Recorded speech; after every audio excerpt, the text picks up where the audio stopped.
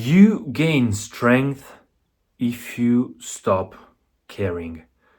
I was just finishing my Kriya meditation. I was just finishing my daily meditation, and a few days ago, I came across this guy, this little guy that is actually famous on Instagram and on social media. He's a monk. I don't remember his name, but he's very nice, and he said something that stuck with me. And it's something that I also noticed by my own little experience, and then I'm noticing day after day, is that when you stop caring about something, when you stop desiring stuff, you become very powerful, you become fearless. And it's not a bad thing. It's kind of surrendering, but it's an active surrendering, which means it's positive, which means you don't disrespect life and things. You still want, like, you still are very much alive, actually more than before, but you stop caring about the fruits of your action, so the reward. It's kind of, if you stop desiring something, nobody can hurt you.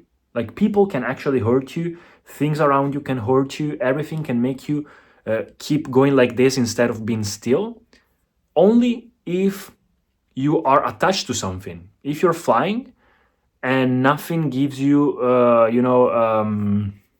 you go smooth, you don't have friction, then nothing can actually hurt you. People cannot hurt you because they don't have anything to leverage to make you feel bad. Like, if you don't really care, if you're like a rock and everything flows through you or besides you or surrounding you instead of hitting you, and nothing that nothing that happens around you can touch you, and it's such a liberating feeling.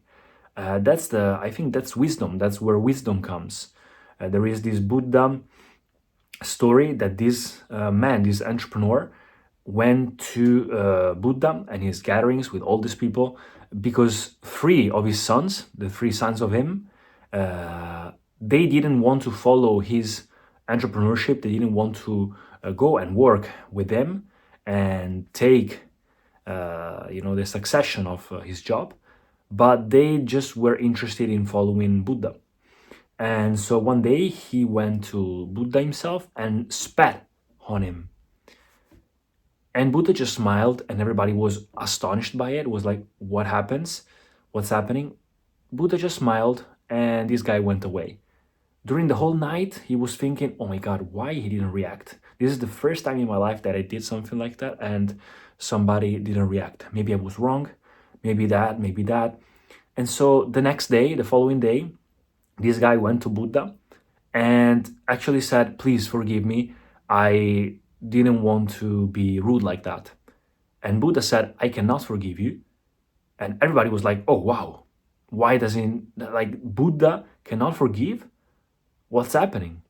And then Buddha kept saying, I cannot forgive you because the person that spat on me yesterday is not the same person that I have in front of me today. And the person you spat on whom yesterday is not the person that is in front of you today. So if I'll meet him again, then I'll say to forgive you. I'll tell him to forgive you.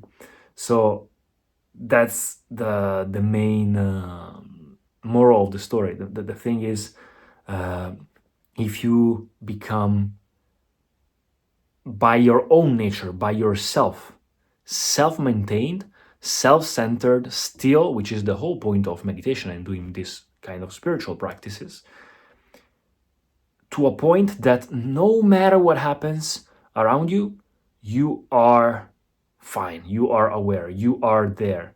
You are aware that it's all ephemeral. It's all like water, like a river.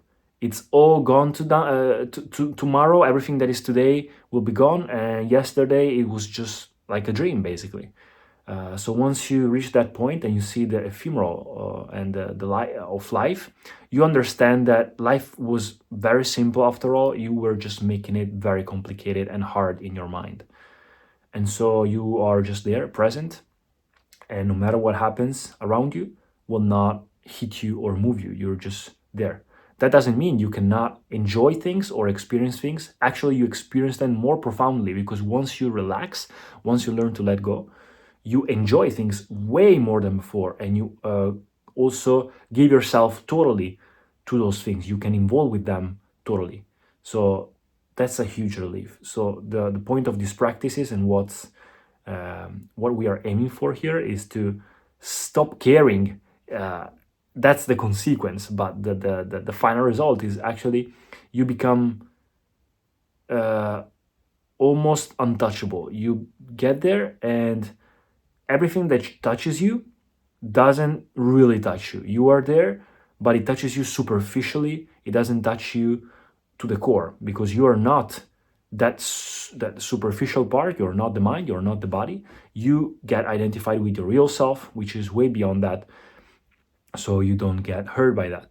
And once you have not desires, once you stop caring about these things, you stop have anxiety, you stop have depression, you stop have so many stuff. Because if you think about it, the other day I was like, oh my god, I caught myself feeling anxious about my job and about clients that I have on my job, because I thought, oh my god, what they're thinking about me. Oh my god, what if I ask more money? What will they think? Will they want to keep going working with me, and all this stuff. And then once you understand that you are well no matter what happens, and you understand the one thing that we talked about, you're like, oh wow. If you stop like kind of caring, you're like, oh, no matter what happens, I will still be fine. And so you don't care. All this anxiety of, what are the expectations of other people, and your expectations and your desire just go away. And they cannot do anything to hurt you. Like, even if they bring everything from you, even if they break up with you, even if they cannot hurt you. And that's such a powerful relief. That's it. Thanks guys for watching.